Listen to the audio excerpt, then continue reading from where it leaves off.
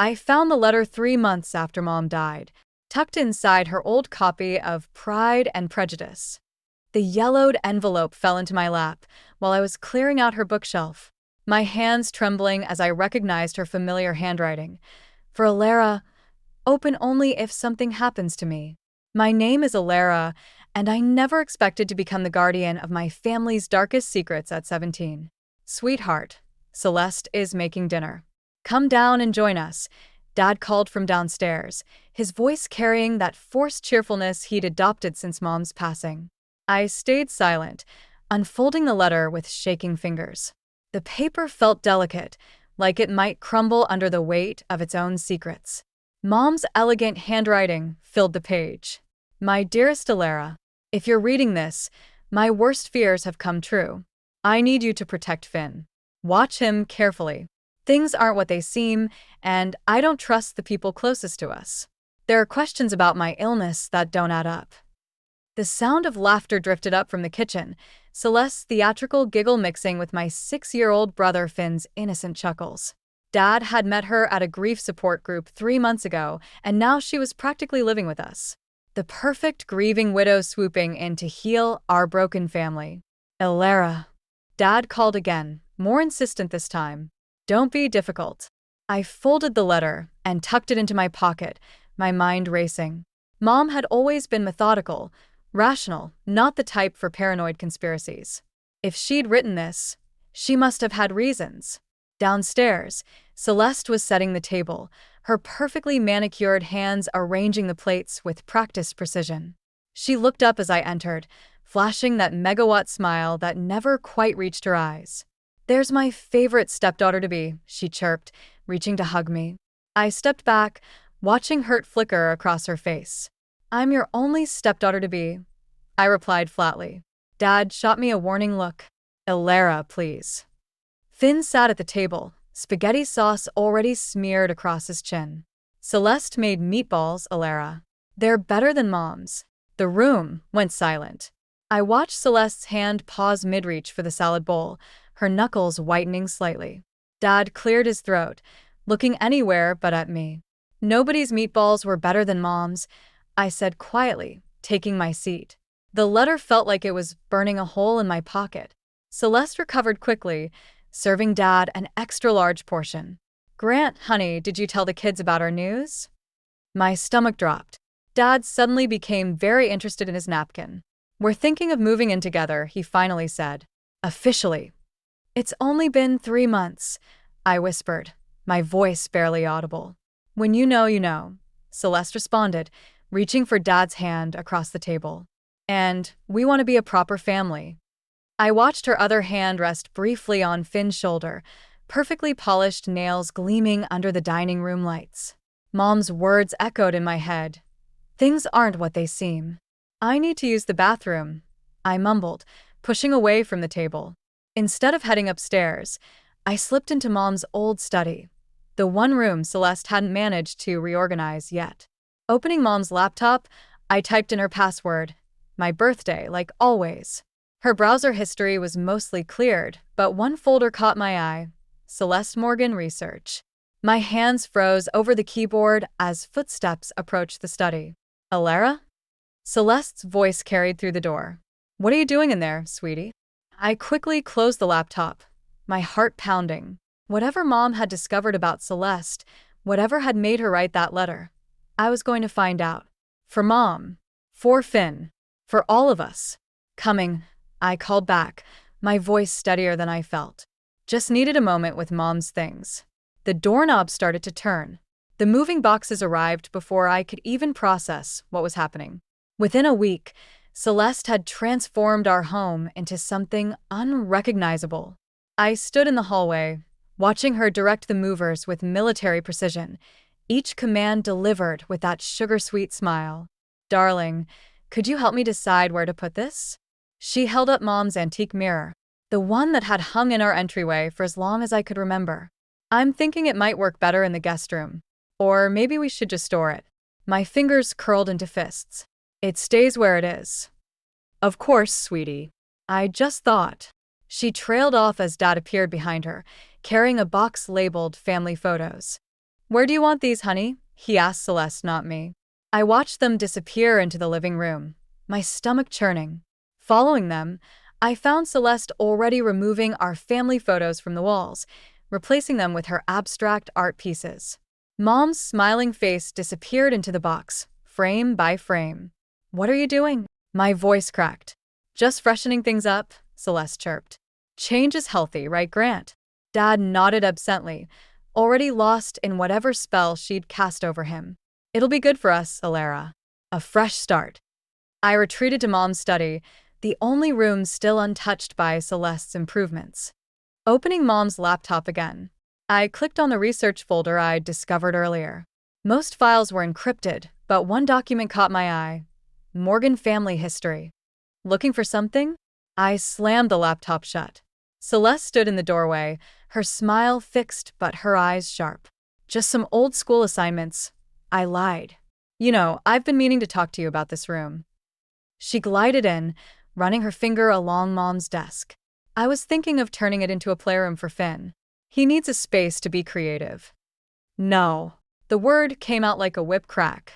Alara? Dad appeared behind Celeste. What's going on? She wants to erase Mom, I blurted. First the photos, now her study.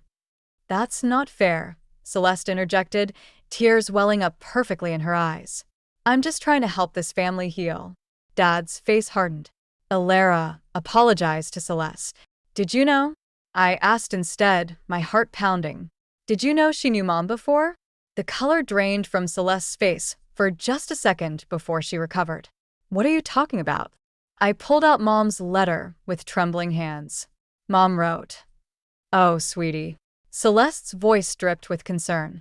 Grant, remember what Dr. Phillips said about Annabelle's paranoia in those final months? The medication affected her mind. What? I looked at Dad, who wouldn't meet my eyes. We didn't want to tell you, he said quietly.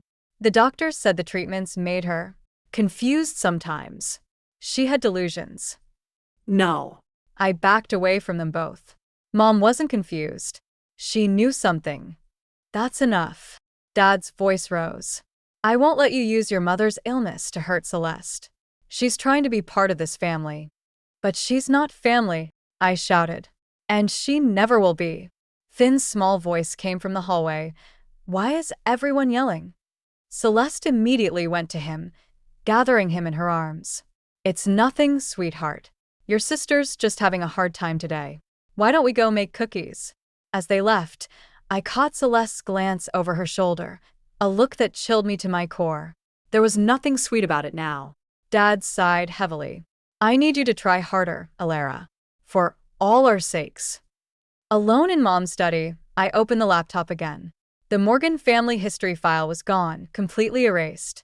But as I stared at the screen, a notification popped up from Mom's old email account, an automated message she'd scheduled months ago. My dearest Alara, if you're reading this, check the loose floorboard under my desk. There's more you need to know about Celeste Morgan. Be careful who you trust. Love, Mom. I glanced at the door, hearing Finn's laughter mix with Celeste's voice downstairs. My hand reached for the floorboard, knowing whatever I found would change everything.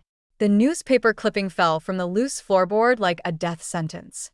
Local woman dies after short illness, survived by husband Robert Morgan. The photo showed Celeste, younger but unmistakable, standing beside a grave. The date, 3 years ago. I barely made it to the bathroom before throwing up. Hey, you okay in there? The voice belonged to Jonah Chen, our next-door neighbor, who'd been mowing his lawn when I rushed outside for air. He stood at the bottom of his porch steps, concern etched on his face. I'm fine, I managed, wiping my mouth. Just found something disturbing. Jonah's expression shifted. About Celeste? My head snapped up. What do you know about her? He glanced around before lowering his voice. I used to live next door to her and Robert, before he died. The world tilted slightly. Robert Morgan? Yeah. Jonah's face darkened. Look, I should have said something when your dad started seeing her, but he ran a hand through his hair. I convinced myself I was imagining things back then. What things? A car door slammed in my driveway. Celeste emerged, carrying grocery bags. She waved at us with that perfect smile. "Not here," Jonah muttered. "Meet me at Riverside Park tonight. 8 o'clock. I spent the afternoon watching Celeste prepare dinner, her movements precise and practiced. She'd convinced Dad to let Finn help, perching him on a stool beside her. "Now, sweetie, watch how I measure the ingredients," she cooed, adding something to the sauce that didn't look like any spice I recognized. "Can I taste it?" Finn reached for the spoon. "No." I knocked it from his hand before I could stop myself. The kitchen went silent. Celeste's smile never wavered, but her eyes turned to ice. "Alara, that was very dangerous. The spoon could have hurt him." "Sorry," I mumbled, helping Finn down. "Hey, buddy, why don't we go play video games instead?" "But I want to help Celeste cook." "Listen to your sister," Celeste said softly, her tone making my skin crawl. "We wouldn't want any accidents." At 8, I slipped out to meet Jonah. He was already waiting, pacing beneath the streetlight. "Robert got sick suddenly," he said without preamble. "Just like your mom. Started with stomach problems, then organ failure. Doctors called it a rare autoimmune response." My mouth went dry. Mom had the same diagnosis. Celeste was the perfect grieving widow. Jonah's voice cracked. "I watched her take care of him, cook every meal, measure all his medications. I should have realized." "Realized what?"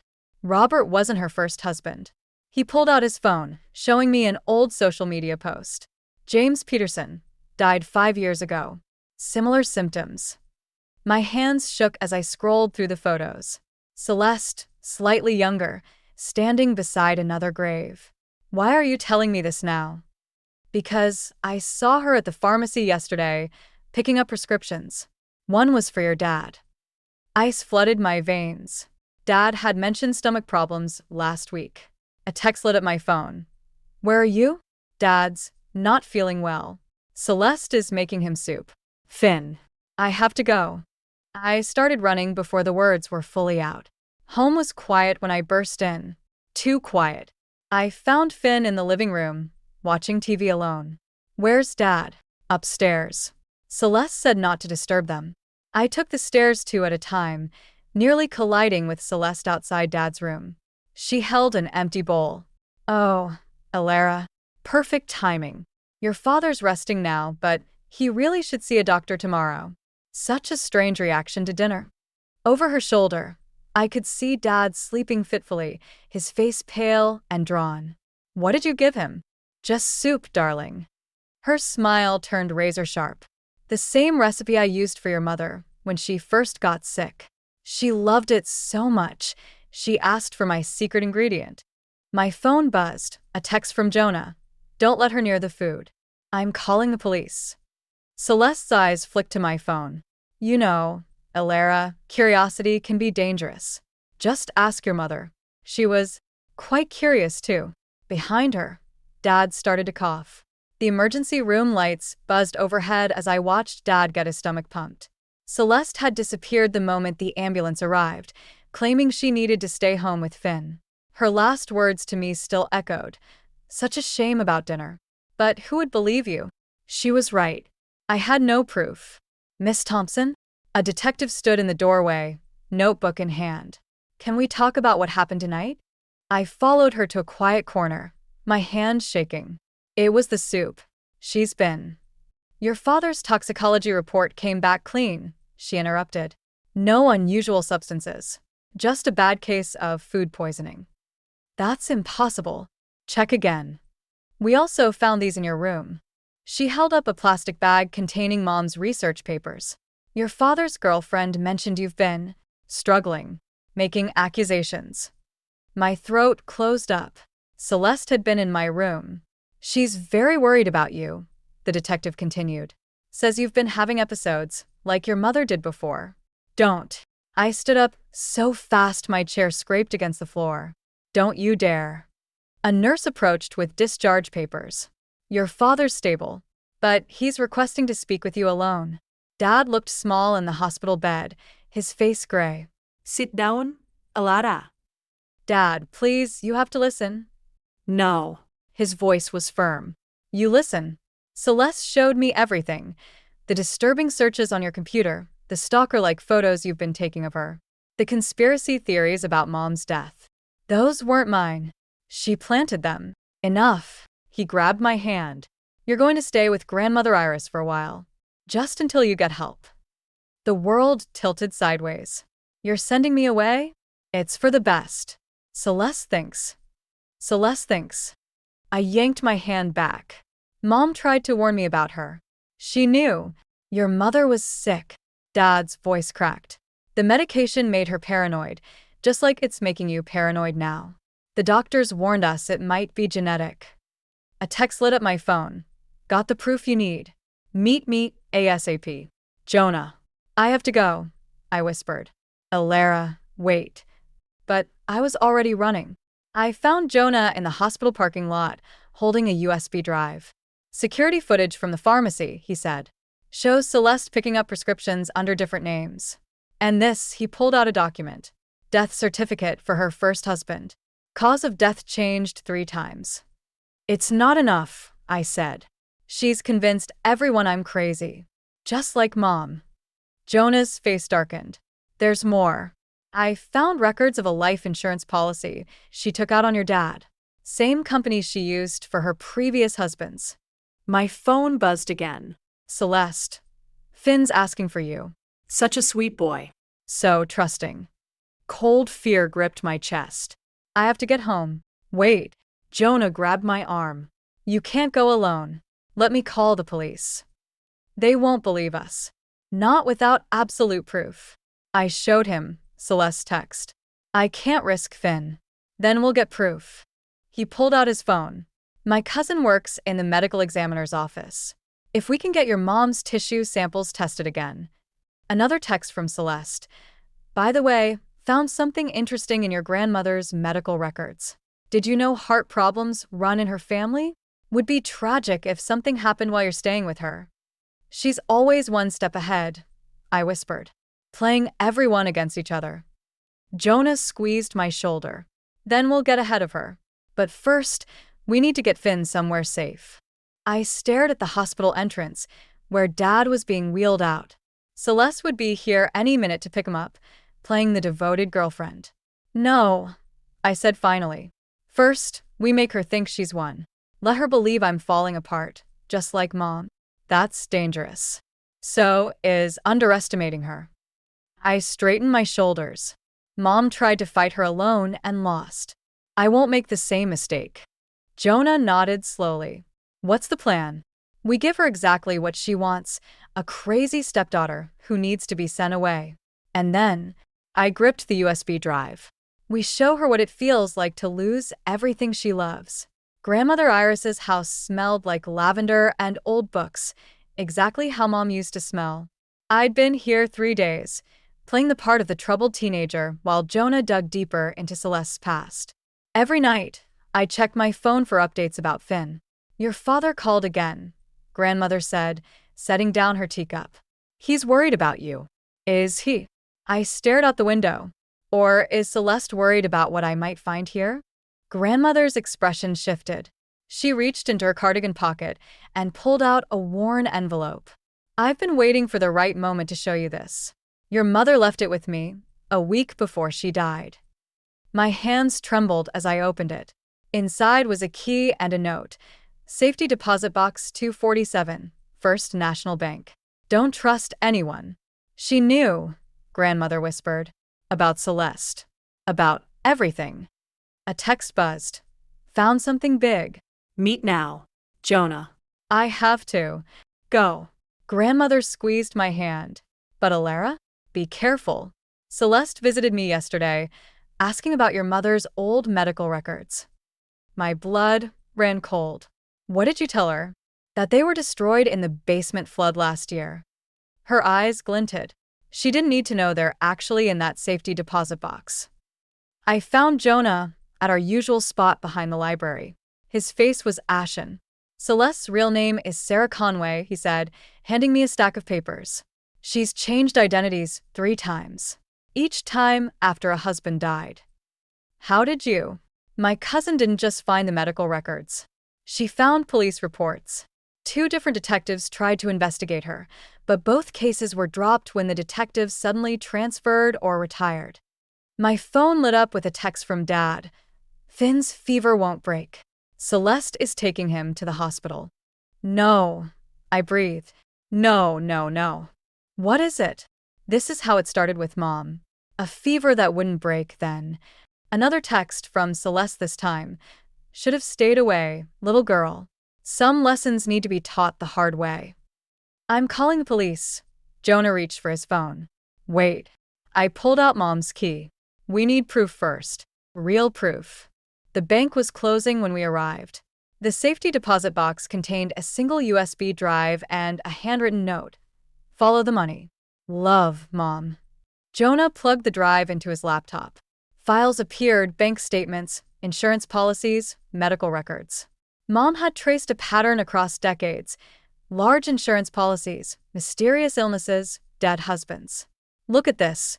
Jonah pointed to a transaction record.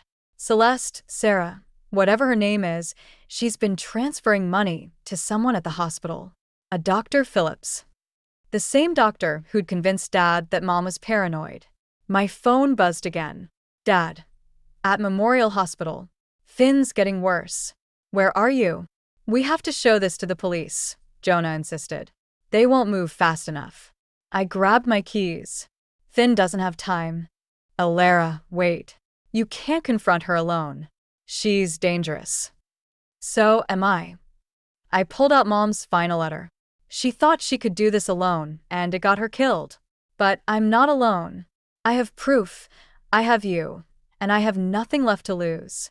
Except Finn. Exactly. I started the car. Call Detective Martinez. Tell her to meet me at Memorial Hospital. And Jonah, if anything happens to me, make sure everyone knows the truth about Celeste Morgan. As I drove, another text came through. Celeste again. You know, your mother made the same mistake, thinking she could protect everyone. Want to know her last words? I gripped the steering wheel harder, Mom's voice echoing in my memory. Don't trust anyone. But she was wrong about one thing. Sometimes, to fight a monster, you need to trust someone.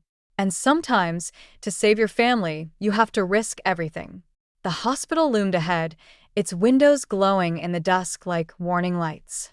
The hospital corridor stretched before me like a nightmare. Through the window of Finn's room, I could see Celeste perched beside his bed, stroking his hair while Dad paced. My brother's small form lay still, connected to beeping machines. Miss Thompson? Dr. Phillips appeared beside me, his face a mask of concern. I understand you've been struggling lately. Where are Finn's test results? I demanded. Your father gave MS. Morgan Medical Authority while you were away. Patient confidentiality. Like the confidentiality you maintained when she paid you to falsify Mom's records? His expression flickered. Before he could respond, Celeste emerged from Finn's room. Alara, sweetheart. Her voice dripped honey. You shouldn't be here. You're not well. I pulled out my phone, displaying the evidence. Sarah Conway. That's your real name, isn't it? How many husbands did you poison before my mother caught on? Security. Dr. Phillips reached for his pager. Go ahead, I said. Call them. Detective Martinez is already on her way with a warrant for both of you. Celeste's mask cracked, just for a moment. Then she smiled. Grant, could you come out here? Dad appeared, looking exhausted. Alara, what are you doing here? You're supposed to be at grandmother's. Show him, I told Celeste. Show him who you really are. She's having another episode, Celeste whispered, clutching Dad's arm. Just like Annabelle did. Dr. Phillips, perhaps we should discuss residential treatment. No. I thrust Mom's files at Dad. Look at the evidence. The insurance policies, the bank transfers, the death certificates. She killed Mom, and now she's killing Finn. That's enough. Dad's voice cracked like a whip. Security, please escort my daughter out. Dad, please. MS. Morgan has been administering Finn's medication personally, Dr. Phillips added smoothly. She's been absolutely vigilant. The monitors in Finn's room suddenly erupted in alarms. Nurses rushed past us. What did you give him? I lunged at Celeste, but security grabbed me. "What did you do to my brother?" "Oh, Elara." Celeste's eyes gleamed with triumph. "You really are just like your mother. So desperate to be the hero, you can't see what's right in front of you." She pulled out her phone, showing me a text thread from my number, threatening her, planning to harm Finn. Messages I'd never sent. "No one will believe you now," she whispered. "They'll say you had a psychotic break, just like your mother. Tried to hurt your own brother out of jealousy." The security guard started dragging me away. Through the chaos, I caught a glimpse of Finn's room. Nurses surrounding his bed, Dad holding his hand, Celeste watching me with that perfect, poisonous smile. "Your mother's last words?" she called after me. "She begged me to spare you. I should have listened. Let go of me." I fought against the guards. Dad. "The evidence is on my phone. Just look at it." But Celeste was already holding my phone. Must have grabbed it in the scuffle. Poor thing. Imagining things again. As they pulled me toward the elevator, I saw Detective Martinez step out. Too late, too late. Celeste was already rushing back to Finn's room, playing the devoted caregiver. Dad wouldn't meet my eyes. "Wait," I pleaded with the detective. "The proof, it's all on my phone. The phone with all those threatening messages you sent MS. "Morgan," she shook her head. "Your father's given permission for a psychiatric hold." The elevator doors closed on my world collapsing. Mom's voice echoed in my head. "Don't trust anyone." But I had trusted that the truth would be enough. That Dad would finally see. That good would triumph over evil. I was wrong. Somewhere above me, my little brother was fighting for his life. My father was blind to the viper in our midst. And all of Mom's careful planning, all her evidence, had just played right into Celeste's hands. The security guards led me toward the psychiatric ward, where Dr. Phillips was already waiting with admission papers. "Don't worry," he said, uncapping his pen. "We'll take good care of you, just like we did with your mother." The psychiatric ward's white walls closed in around me, but I wasn't alone. Jonah had come through. His cousin from the medical examiner's office was recording everything happening in Finn's room. All I needed was time. "These sedatives will help you rest," Dr. Phillips said, approaching with a syringe. "Before you do that," I kept my voice steady. "You might want to check your phone." Right on cue, his phone buzzed. Then again. And again. "What?" "Proof of every payment Celeste made to you, sent to every doctor in this hospital." I smiled, channeling Celeste's own poisonous sweetness. "Oh, and the medical board. And the police." The syringe wavered. "Nurse." Dr. Phillips called, but no one came. Instead, Detective Martinez appeared in the doorway. "Dr. Phillips," she said, "we need to discuss those irregularities in Annabelle Thompson's death certificate."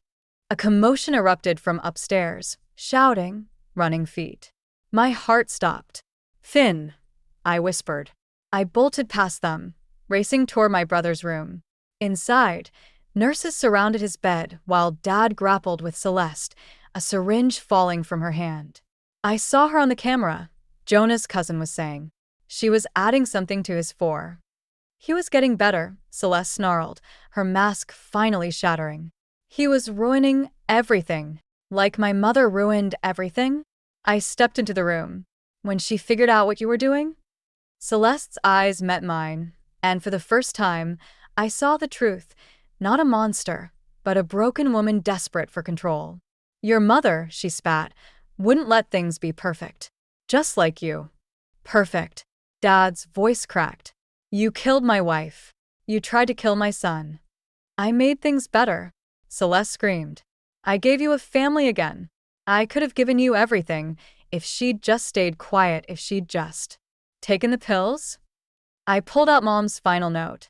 "The ones you convinced everyone were for her paranoia? The ones that slowly poisoned her." Detective Martinez stepped forward with handcuffs. "Sarah Conway, you're under arrest." "No." Celeste lunged for Finn's bed, but I was faster. We crashed together, her nails raking my face as we fell. "You're just like her," Celeste hissed. "Always thinking you know best, always trying to save everyone." "You're right." I grabbed her wrists. "I am like her. And that's why you lost. The security guards pulled her away, her screams echoing down the hall. Dad stood frozen, staring at Mom's medical records scattered across the floor. "Ilara," he whispered. "I didn't. I should have." "His vitals are stabilizing," a nurse called out. "Whatever she was giving him, it's wearing off." I rushed to Finn's side, taking his small hand. His eyes fluttered open. "Lara," he mumbled. "I had a bad dream." "It's over now," I promised, feeling Dad's hand on my shoulder. "Everything's going to be okay." Later, as police collected evidence and doctors reversed the damage Celeste had done, I found a crumpled note in her discarded jacket. "Dearest Ilara, you were right about everything, just like your mother was. I thought I could create perfect families, fix what was broken in my own life. But all I did was destroy. Your mother saw through me, tried to stop me. She died protecting you. I hope someday you'll understand. We're not so different. We both just wanted to be loved." "Celeste." Dad appeared beside me. "What's that?" "The truth," I said, letting the note fall. But not the whole truth. Mom's love wasn't about control or perfection. It was about protection, about fighting for what matters. He pulled me into a hug, his tears falling into my hair. Through the window, I could see Detective Martinez leading Celeste and Dr. Phillips away in handcuffs. "I'm so sorry," Dad whispered. "I should have believed you. Mom knew you would, eventually." I turned back to Finn's room, where he was finally sleeping peacefully. That's why she left us the evidence. She knew love would win in the end. Not perfect love, not controlled love, but real love, messy and fierce and worth fighting for. Just like family. 6 months after Celeste's arrest, I stood in Mom's study, surrounded by boxes. The room had remained untouched since that night, a time capsule of secrets and pain. "Found something," Dad said from the doorway, holding a leather-bound journal. It was hidden behind the bookshelf. I recognized Mom's handwriting immediately. The first entry was dated just after she met Celeste. "My dearest Ilara, I'm writing this for you, because someday you'll face the same choice I'm facing now. The choice between revenge and protection, between justice and healing." "You don't have to read it now," Dad said softly. "I do." I sat at Mom's desk, running my fingers over her words. But not alone. Finn bounded in, clutching his latest artwork, our family drawn in crayon, Mom watching over us as an angel. He'd been seeing a therapist, working through the trauma in his own 6-year-old way. "Can I help sort?" he asked, climbing into my lap. "Actually," I smiled. Mom left us a story to read. Dad pulled up chairs for both of them. Together, we read Mom's journal, discovering her journey, not just of uncovering Celeste's crimes, but of choosing how to fight back. I could expose her immediately, one entry read, but that would put my children at risk. Sometimes the greatest victory isn't in defeating your enemy, but in protecting what matters most. A knock at the door interrupted us. Detective Martinez stood there with a letter. "From Celeste," she said. "She's pleading guilty to everything." This came with her confession. The letter was short. "You were right about one thing. We were both our mother's daughters. But you chose a better path than either of us. Take care of them, Ilara. You already know how." "Are you okay?" Dad asked as I folded the letter. "Yeah, I realized I meant it. Mom taught me that revenge isn't about destroying your enemy. It's about protecting what they tried to take from you." Grandmother Iris arrived later with dinner, just like she had every Sunday since the hospital. We gathered around the table, not perfect, not unbroken, but real. "I have news," Dad said quietly. "The house Mom always wanted in the mountains? It's for sale." I thought maybe a fresh start. With Mom's study intact, I added quickly. He smiled. "Of course. And her garden. Can I plant sunflowers?" Finn asked. Mom loved sunflowers. Speaking of which, Grandmother pulled out one final envelope. "Annabelle left this with instructions to give it to you when you were ready, Ilara. I think that time is now." Inside was a college application to Mom's alma mater and a note. "Don't let protecting others stop you from following your dreams." The greatest gift you can give your family is becoming who you're meant to be. I already submitted it, I admitted. Got in last week. Dad's eyes welled up. She'd be so proud of you. Both of you. Later, as we packed up Mom's study, I found one last entry in her journal. My darling daughter, by now you've learned that love isn't about perfection. It's about choice. Every day, we choose who to trust, who to fight for, who to become. Celeste chose revenge. I chose protection. You, my brave girl, will choose your own path. But remember, the greatest revenge against those who try to destroy your family isn't in destroying them back. It's in growing stronger, loving deeper, living fuller than they ever thought possible. All my love, Mom. I closed the journal, looking around at my imperfect, unbreakable family. Through the window, the first sunflower was blooming in Mom's garden, reaching toward the light. Sometimes the best revenge isn't about getting even. It's about getting better. Together.